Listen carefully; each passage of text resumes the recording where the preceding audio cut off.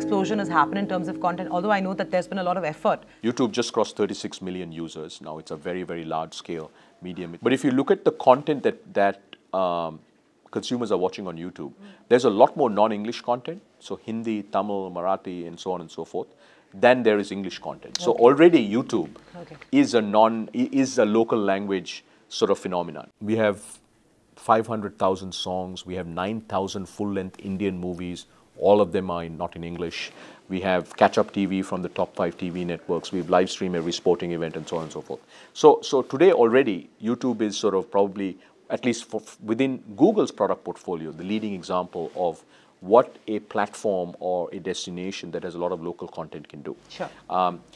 When you look at the broader ecosystem, our view is at 150 million users, the English web has sort of has come towards the end of the number of Indians who can speak English. Absolutely. India has 150 million or so people who can read and write English. Sure. The internet is almost at that number today, right?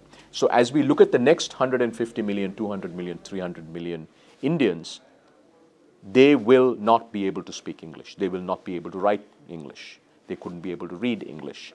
So solving 3 very important problems becomes a huge priority, right? We have to solve access.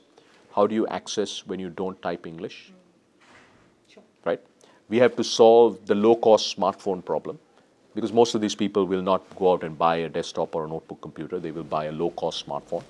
And third, we have to solve the content problem. Sure. But we believe that the third problem is the easiest, because as more and more users come online, there's enough local language content, as we know. Tamil Nadu has enough content. It's just not on the web yet. So they will bring the content on the web, much like we saw the English content come on the web. However, the first and second problems, which is access and low-cost smartphones, are very important problems that many of us are actually focused on solving.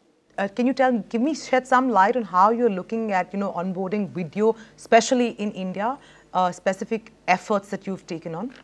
What we've done with YouTube is, over the last 3 years or so, we've managed to get a large percentage of the music inventory. So today we have 500,000 songs available on YouTube for free. We have, as I said, 9,000 full-length Indian movies across from Bollywood and all the regional movie industries. We have catch-up TV from the top 5 TV networks, and we have many of the live sporting events. So we live streamed Olympics, for instance, right? The other initiative that we've started recently is really trying to develop an ecosystem for web-only video content. Today we have about 50 or 60 partners, and what we are doing now is expanding that team so we can encourage more creators to actually make content that's made for web. YouTube has over 800 million users around the world, right? And it's a global monetization platform. If you're pretty good at making short films today, it's likely that you can make a living by making short films. To watch more, subscribe to youtube.com/ETNowLite.